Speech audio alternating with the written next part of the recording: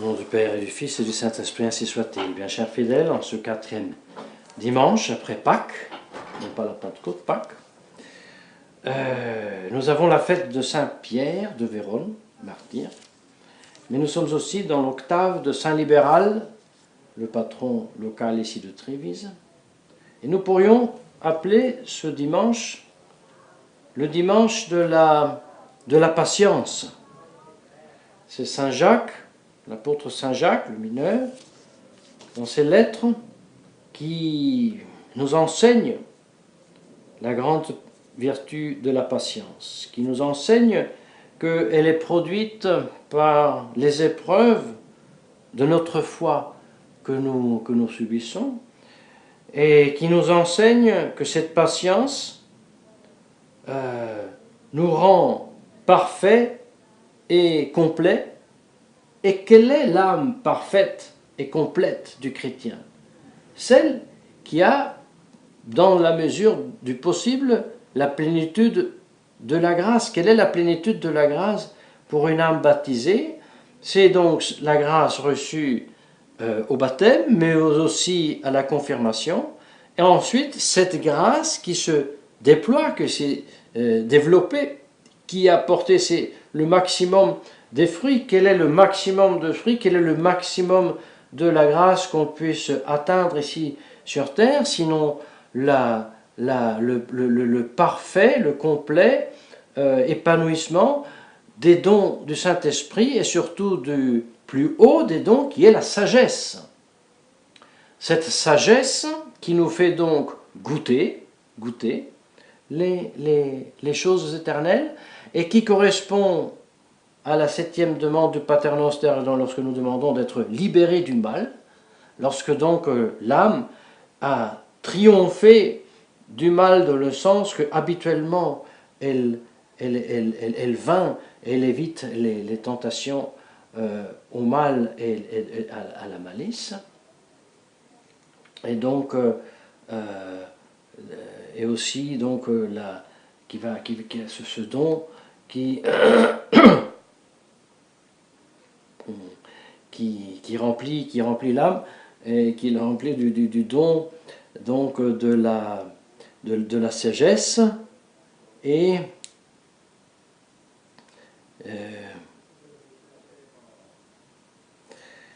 qui suit la béatitude des purs de cœur, qui maintenant m'échappe, et qui rend donc la plénitude de la grâce dans l'âme. Eh bien, continue le saint apôtre, si quelqu'un de vous a besoin de cette sagesse, si quelqu'un de vous a besoin de cette plénitude de grâce qu'il puisse atteindre, pour pouvoir être parfait, pour pouvoir être complet, pour pouvoir être trouvé fidèle dans les épreuves de la foi, que doit-il faire?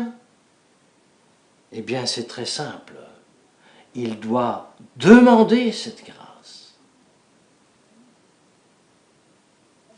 Mais, ajoute l'apôtre, il n'a pas demandé comme ça, bon Dieu, si vous voulez, vous pouvez aussi me la donner. Et puis, je ne suis pas sûr, mais si peut-être vous existez, et si peut-être vous pouvez donner cette grâce, eh bien vous pourriez me la donner. Alors, dans ces conditions, l'apôtre rassure, soyez bien certains, comme ça, vous obtiendrez absolument rien. Parce que si vous hésitez, si vous faites les choses avec le point d'interrogation, avec le peut-être, avec on verra, on pourrait tenter, et sachez que vous obtiendrez rien. Vous serez comme les ondes, les flux de la mer qui sont agités justement par le vent. Ne nous font pas d'illusions, nous dit le saint apôtre. L'âme double est l'âme qui est dans le doute, l'âme qui hésite. Cette âme n'obtiendra jamais rien. Par contre, l'âme qui, en toute simplicité et en totalité, se donne à Dieu, est l'âme humble. Et cette âme humble est toujours en Dieu et dans la joie. Que ça aille bien, que ça aille mal, toujours elle est dans la joie. Dans la richesse, dans la pauvreté, dans l'exaltation et dans l'humiliation. Ça lui va toujours bien à l'âme humble. Oui, parce qu'elle est bien consciente que la vie ici sur terre, c'est comme les prés, c'est comme les fleurs, aujourd'hui en toute beauté, fraîcheur et couleur, et le lendemain desséchée par terre, par le soleil. Oui, bienheureux l'homme, donc, dit l'apôtre, qui supporte ces preuves, parce qu'il recevra la couronne de la vie que Dieu a promis à ceux qui l'aiment. Et il ajoute la doctrine de la tentation, que personne n'ose dire que c'est Dieu qui me tente.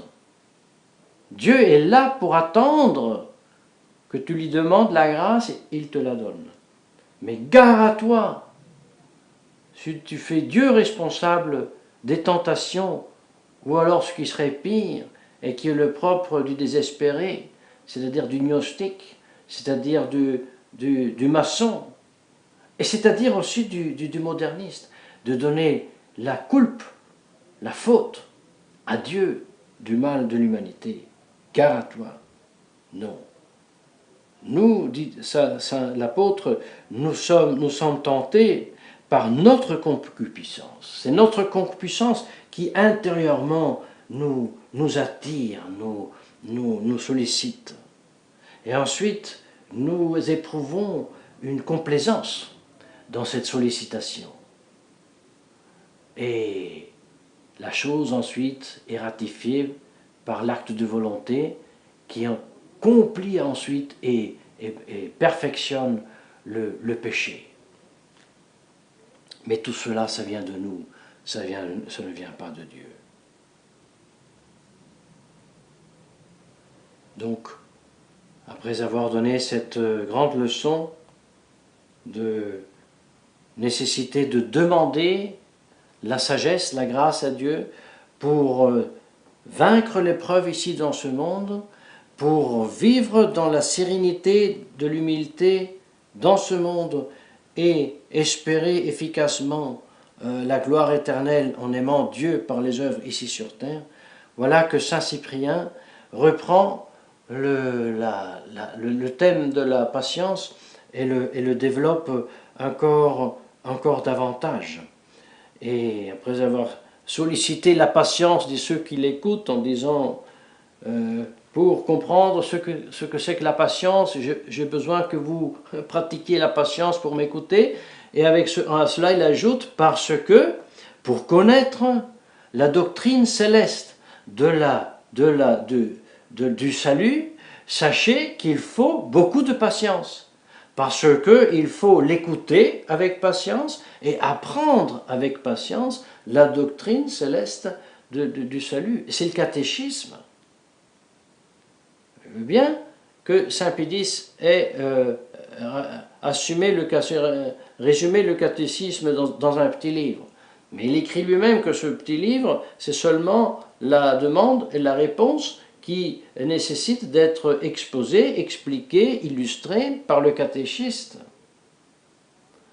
Et pour faire cela, il faut du temps et de l'application. Et ça, pour connaître la doctrine, il faut s'appliquer. Et il faut, avec patience, apprendre les choses. Et dit-il, saint Cyprien, parmi tous les moyens que offre la céleste loi, et que dirige notre vie vers l'acquisition de la récompense divine, l'objet de notre espoir et de notre foi, je ne trouve rien d'autre, bien très cher frère, de plus utile à la vie, ni de mieux pour obtenir la gloire, que de conserver la patience avec la plus grande sollicitude. Et ce fait par nous, qui sont tellement attachés aux préceptes du Seigneur et au culte et à la crainte et à l'amour de Dieu. Donc, dit-il, nous qui sommes attachés aux préceptes du Seigneur, nous qui le servions, nous qui le craignons et nous l'aimons, et qui ont avec patience appris la doctrine céleste, sachez qu'il n'y a rien de mieux que la patience. Et maintenant, il précise, il distingue la patience divine, céleste, la patience surnaturelle, celle qui nous vient de Dieu, de la patience terrestre humaine, qui, dit-il, être le propre aussi des philosophes païens, dit-il, qui aussi font profession et même pratiquent une certaine patience, un peu comme les stoïques par exemple. Mais il dit, cette patience, que vaut-elle? Et leur philosophie et leur sagesse, qu'est-ce qu'elle vaut? Dit-il, parce que qu'est-ce que c'est qu'une patience? Qu'est-ce que c'est qu'une sagesse qui n'est pas la patience et la sagesse de Dieu? Et donc, très chers frères, continue-t-il, nous qui sommes des philosophes, non pas en parole mais en fait, qui préférons la sagesse non à ses apparences, mais dans sa réalité, nous qui connaissons mieux la pratique des vertus que leur ostentation, n'est-ce pas? Avec cela, nous disons, et que nous disons pas des grandes choses, mais nous les réalisons dans notre vie, comme les serviteurs et les adorateurs de Dieu, eh bien, démontrons avec notre soumission et avec la soumission de notre esprit cette patience que les divins exemples nous enseignent. Et maintenant, chers frères, avec toute la simplicité que est propre des pères de l'Église lorsqu'ils nous enseignent, nous expliquent l'Évangile, parce que cette vertu nous est commune avec Dieu. De lui dérive la patience, de lui nous trahissons la splendeur, sa splendeur et sa gloire. L'origine et la grandeur de la patience ont Dieu comme auteur. Vous voyez, lorsque nous disons les paroles qui sonnent trop souvent dans nos oreilles, l'union avec Dieu, soyez bien unis au bon Dieu, ça, malheureusement, cette grande réalité exprimée par ces concepts et ces paroles, eh bien malheureusement nous nous sommes trop habitués. Mais lorsque nous parlons de la pratique d'une vertu comme celle de la patience, et nous ajoutons, cette patience nous est commune avec Dieu, vous avez presque l'impression de dire quelque chose de trop grand. Ma justice, ma tempérance, ma prudence, ma force est une vertu que j'ai en commun avec Dieu. J'ai l'impression, mais là j'exagère un petit peu, je m'élève trop. Non, je ne m'élève pas trop. Je commence à saisir qu'est-ce que ça veut dire être baptisé, qu'est-ce que ça veut dire avoir le don de la grâce dans l'âme, qu'est-ce que ça veut dire être non seulement baptisé, mais aussi confirmé, et qu'est-ce que ça veut dire pratiquer les vertus. Bien sûr, lorsque je pratique la vertu, lorsque je pose un acte de vertu, c'est moi qui le pose. Et j'en ai le mérite. Mais j'oublie que ce moi, et ce moi qui pose l'acte, c'est un don de Dieu. Et donc, l'origine de cet acte posé par moi est Dieu. Et Dieu qui me fait la grâce de me rendre et de me mettre dans les conditions à poser des actes méritoires. C'est-à-dire, mon mérite, c'est une grâce de Dieu. C'est un grand mystère. qui a fait tourner en rond beaucoup de théologiens pendant la querelle après le protestantisme, mais qui ne doit pas nous troubler. Tout Dieu, tout don, toute perfection vient de Dieu. Voilà bien les premières paroles de l'épître aujourd'hui. Toute perfection vient de Dieu. Omne datum optimum et omne donum perfectum desursum est. Mais qu'y a-t-il de plus parfait dans un homme que ne pas d'accomplir un acte héroïque et suprême et sublime de charité, comme par exemple le martyre, comme le martyre accompli par saint Pierre de Vérone. Nous prions aujourd'hui dans l'oraison, nous parlons de ce martyr que lui a eu la grâce de recevoir. Et pourtant, il s'est fait couper la tête en deux. Et les autres martyrs qui ont souffert des tortures, qui pouvaient aussi durer longtemps, être extrêmement douloureuses, eh bien, ils le faisaient, les martyrs, dans la pleine...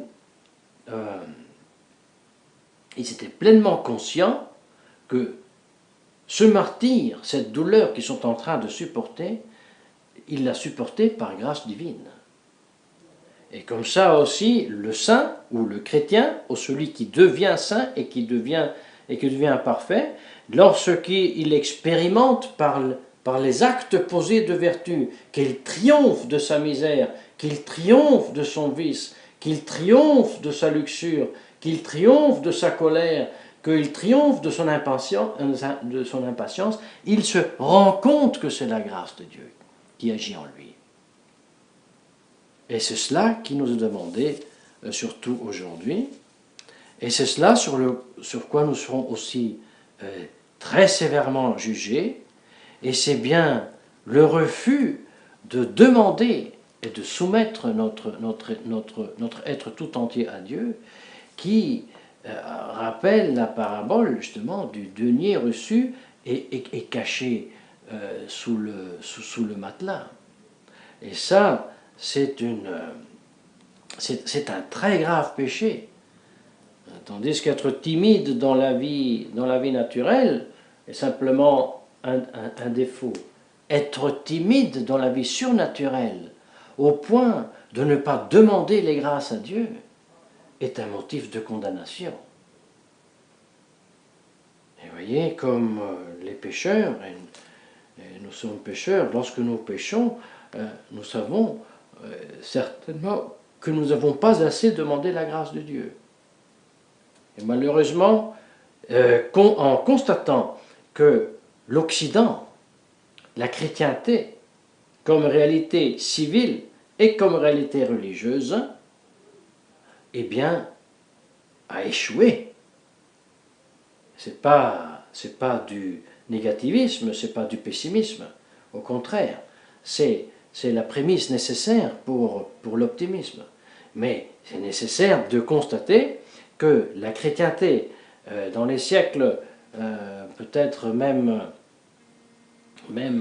5-6 siècles avant la Révolution française, a commencé à se refroidir, a commencé à demander moins les grâces à Dieu, a commencé à pratiquer moins les vertus et se complaire dans le bien-être, jusqu'à ce qu'elle a cédé, elle a capitulé devant l'attaque de l'enfer à travers les idées maçonniques libérales imposées par la maçonnerie.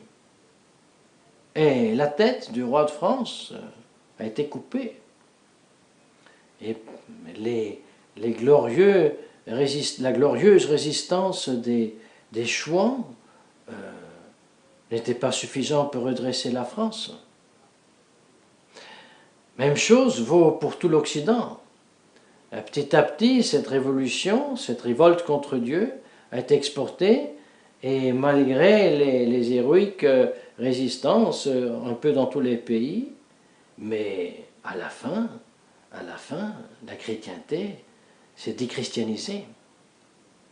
Et après 2 siècles de cette œuvre de déchristianisation, l'assaut du démon a attaqué même les hommes d'Église. Et eux, au lieu de demander la grâce, de demander la sagesse, et de vaincre avec la patience qu'ont eu les souverains pontifes pendant 2 siècles, depuis la Révolution française jusqu'au Concile, voilà que tout d'un coup ils ont cédé. Après la Deuxième Guerre mondiale, lorsque les deux apparents oppositions, monde communiste, monde libéral, se sont trouvés tous les deux en Europe, eh bien, il y en a un qui a résisté, Pie XII, et après lui, on a cédé, on a capitulé. Tout d'abord, Jean 23. D'accord, on va faire un concile. D'accord, on ne va plus condamner le communisme. D'accord, on ne va plus s'imposer au monde.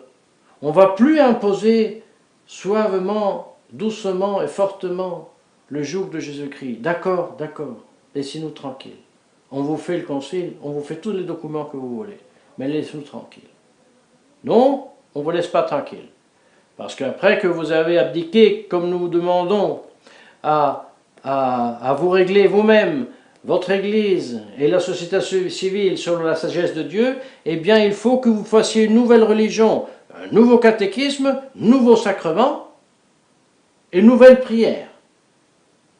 Mais d'accord, on fait cela aussi.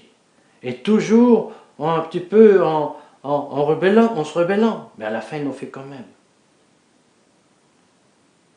Personne ne souffre si vainement et atrocement sous le joug du démon que ceux qui le suivent à moitié et sous le total le suivre, parce que, contrairement à ce que demande Saint Jacques, ils essayent à moitié suivre le démon, à moitié suivre le bon Dieu. Non, dit Saint Jacques, la personne double ne doit même pas se faire l'illusion qu'elle obtiendra quoi que ce soit de Dieu.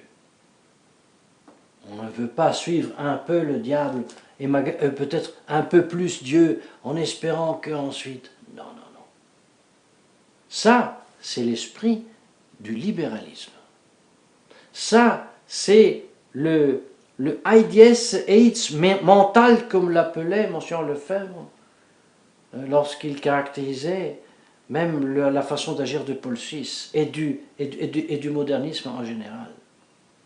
Et malheureusement, nous devons constater que ça existe aussi maintenant dans le monde de la tradition. On fait semblant comme si on demande être reconnu par la Rome moderniste comme si c'était nécessaire, mais nous savons que ce n'est pas nécessaire. Mais c'est ou c'est pas l'Église catholique? Bien sûr que non. Alors tu joues avec le démon. Ensuite, pour te couvrir de jouer avec le démon, tu nies l'Église en disant que l'Église moderniste est l'Église catholique. Et voilà qu'en essayant de jouer sur les deux fronts, tu es toujours plus mangé par le moulin du mensonge et de la trahison. Gare à toi, pauvre traditionnaliste, si tu ne suis pas la sagesse et la doctrine de l'Évangile enseigné par l'apôtre Saint Jacques et le père de l'Église Saint Cyprien.